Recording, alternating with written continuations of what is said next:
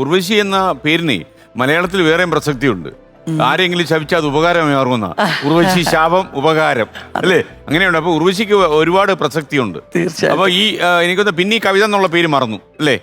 കവിത പോലെ മാറിപ്പോയി. ഒരിക്കലും മറക്കില്ല. അങ്ങനെ വിളിക്കുന്ന എത്രയോ പേരുണ്ട്. എന്റെ ക്ലാസ്മേറ്റ്സ് ഉണ്ട്, ഒരുപാട് പേരുണ്ട് അങ്ങനെ വിളിക്കുന്നവര്. പക്ഷെ എന്താ വെച്ചാൽ അന്നും കൂടുതലും ആൾക്കാർ സിനിമയിലും പുറത്തും എല്ലാം എന്നെ അറിയാവുന്ന ഒരു പൊടിമോൾ എന്നാണ് വിളിക്കുന്നത്. അതുകൊണ്ട്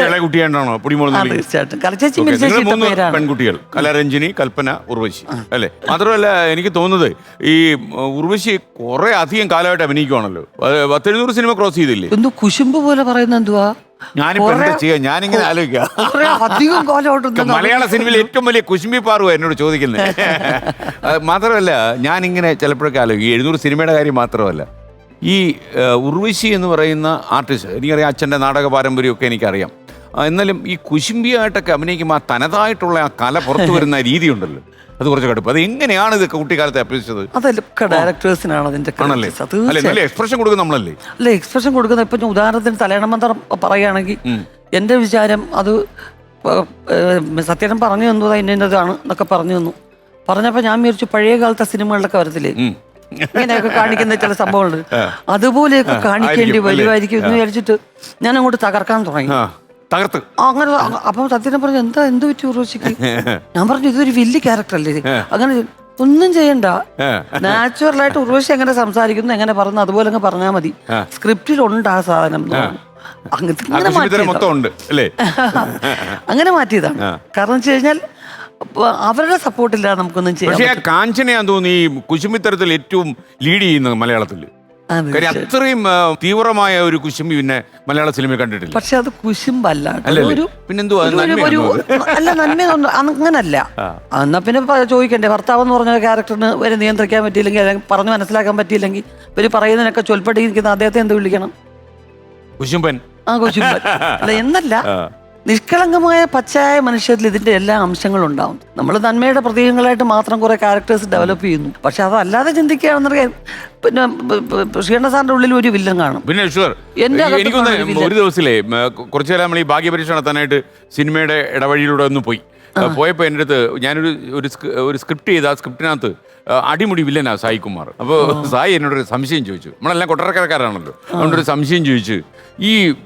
അപ്പം ആ സിനിമയിൽ ഇയാളിങ്ങനെ സിഗരറ്റ് വലിക്കുന്ന സമയത്ത് സിഗരറ്റ് തറയിലിട്ടിട്ട് ഞാൻ ഒരു ചവിട്ടും കൂടെ ചവിട്ടി എന്ന് ഉരച്ചിട്ട് പോയാൽ കുറച്ചുകൂടെ അതിൻ്റെ റേഞ്ച് കൂടുമെന്ന് പറഞ്ഞത്. അപ്പോൾ ഉള്ളി അടുത്തോട്ട് വന്ന് എന്നോട് ചോദിച്ചു, ഈ സിനിമയിലെ വില്ലൻ ഉറങ്ങുമ്പോഴും വില്ലത്തരം കാണിക്കണമെന്ന് നിർബന്ധമുണ്ടോ? 24 മണിക്കൂർ. അതുപോലെ നന്മ ചെയ്യുന്ന ആളാണെങ്കിൽ പ്രേംനസീർ സാർ കച്ചാണി പോലുള്ള ചിത്രത്തിലൊക്കെ നന്മയുടെ ആൾമരം, പിന്നെ വേറെ ഒരു സംഭവം അല്ലേ പക്ഷേ അപ്പോൾ ഒരു ഡയറക്ടറോട് ചോദിച്ചപ്പോഴേ അദ്ദേഹം എന്നോട് പറഞ്ഞത്, നിങ്ങൾ അങ്ങനെ വില്ലത്തരത്തിനകത്ത് ഒരു നന്മ കൊണ്ടുവന്നാൽ ആ ക്യാരക്ടർ അങ്ങ് ഡയലൂട്ടഡ് ആയി പോകും, ചിലപ്പോൾ കരുത്ത് കുറഞ്ഞു പോകും എന്ന് പറയും. അതുകൊണ്ട് നിങ്ങൾ ചവിട്ടി വരയ്ക്കുന്നതുകൊണ്ട് കുഴപ്പമില്ല എന്ന് പറഞ്ഞു. എന്നാലും ആ സായി അന്ന് എത്രയോ വർഷങ്ങൾക്ക് മുമ്പ് എന്നോട് ചോദ്യം ചോദിച്ചു, ഞാൻ എന്നും ഇങ്ങനെ കിടക്കും. അപ്പോൾ നമ്മൾ തലയാള മന്ത്രത്തിലേക്ക് മടങ്ങി വന്നു കഴിഞ്ഞാൽ സത്യൻ അന്തിക്കാട് ഉർവശിയെക്കുറിച്ച് കുറേ കാര്യങ്ങൾ പറഞ്ഞിട്ടുണ്ട്. അതിലൊരു സാധനം നമുക്കൊന്ന് കാണാം. ഉർവശി നമ്മളെ ഒരുപാട് സിനിമകൾ ഞാൻ കണ്ടിട്ടുണ്ടെങ്കിലും പൊന്മുട്ടണ് തട്ടാനെന്നുള്ള സിനിമ, പൊന്മുട്ടണ് താറാവ് എന്നുള്ള സിനിമയിൽ സ്നേഹലതയായിട്ട് അഭിനയിക്കുമ്പോഴാണ് ഉർവശിയുടെ ടാലന്റ് ഞാൻ നേരിട്ട് കാണുന്നത്. ശശിയുടെ പടങ്ങളിലൊക്കെ മറ്റു പല പടങ്ങളിലും ഉർവശിനെ ഞാൻ നേരത്തെ കണ്ടിട്ടുണ്ടെങ്കിലും ഇത്രയും അത്ഭുതകരമായ പെർഫോമൻസ് ഉള്ള ഒരു ആക്ട്രസ് ആണെന്ന് എനിക്കറിയാം. ഞാൻ ആരാധകനായിപ്പോയി അവരുടെ ഈ പൊന്മുട്ടണ് താറാവ് കഴിഞ്ഞപ്പോൾ. അത് കഴിഞ്ഞ് മഴവിൽക്കാവടി എന്നുള്ള സിനിമ ചെയ്തപ്പോൾ അതിൽ വേറൊരു ഉർവശിനെ കണ്ടു, തലയണ മന്ത്രം. അപ്പോൾ ഇതിലൊക്കെ സ്റ്റേറ്റ് അവാർഡും കിട്ടി. അപ്പോൾ ഞാൻ റിപ്പീറ്റ് ചെയ്തത് ഉർവശിയുടെ പെർഫോമൻസ് കണ്ടിട്ടാണ്. അത് അച്ചുവിന്റെ അമ്മ വരെ തുടരാണ്. അച്ചുവിന്റെ അമ്മയുടെ സമയത്ത് 8 വർഷത്തെ ഗ്യാപ്പിന് ശേഷമാണ് ഉർവശി അഭിനയിച്ചത്. അന്ന് ഉർവശിയുടെ അടുത്ത് ഉർവശി സിനിമയിൽ അഭിനയിക്കുന്നില്ല എന്ന് പറഞ്ഞ് മാറി നിൽക്കുകയായിരുന്നു.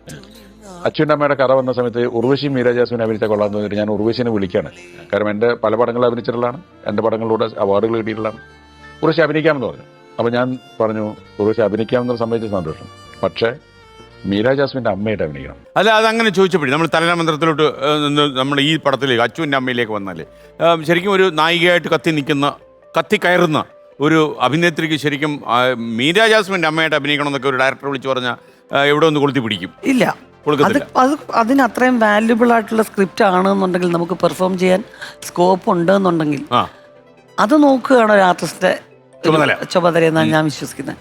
പിന്നെ സത്യേട്ടൻ ചോദിച്ചപ്പോൾ എനിക്ക് ആ ഡയറക്ടറോടുള്ള വിശ്വാസം, ഉർവശി ചെയ്യുകയാണെന്നുണ്ടെങ്കിൽ നമുക്കിത് മുമ്പോട്ട് കൊണ്ടുപോവാം അതുകൊണ്ട് ഒറ്റ വരിയില്ല കഥ പറഞ്ഞേ. ഒരാൾ എന്തായിരുന്നു അങ്ങനെ കഥ പറഞ്ഞു ഒറ്റ വരിയിൽ? ഒട്ടും പ്രായവ്യത്യാസം തോന്നാത്ത ഒരു അമ്മയും മകളും അവരുടെ ജീവിതത്തിൽ ഉണ്ടാകുന്ന വളരെ ക്രൂഷ്യലായിട്ടുള്ള ചില പ്രോബ്ലംസ് ആണ്. അത് സീൻ ബൈ സീൻ പോകുമ്പോൾ മാത്രം ബിഹേവ് ചെയ്ത് പോകേണ്ട ഒരു സിനിമയാണ് ഉർവശി. അപ്പോൾ എന്ത് പറയുന്നു എന്നാണ് ചോദിച്ചത്. അപ്പോൾ എനിക്ക് ആ ഒരു വാക്ക് സത്യേട്ടൻ പറഞ്ഞപ്പോൾ തന്നെ നമ്മളോടുള്ള ഒരു എനിക്ക് അദ്ദേഹത്തോടുള്ള വിശ്വാസം, അദ്ദേഹത്തിന് എന്നോടുള്ളൊരു വിശ്വാസം. അപ്പോൾ ഞാൻ പറഞ്ഞു അപ്പോൾ സത്യേട്ടനാണ് ചെയ്യുന്നതെന്ന് പറഞ്ഞു. തീർച്ചയായിട്ടും സുകുമാരിയമ്മയുടെ അമ്മയായാലും എനിക്ക് പ്രോബ്ലം ഇല്ല എന്ന് പറഞ്ഞു. ആ കോൺഫിഡൻസ് അല്ലേ സത്യ അന്തിക്കാടെന്ന് സംവിധായകനോടൊരു വിശ്വാസം.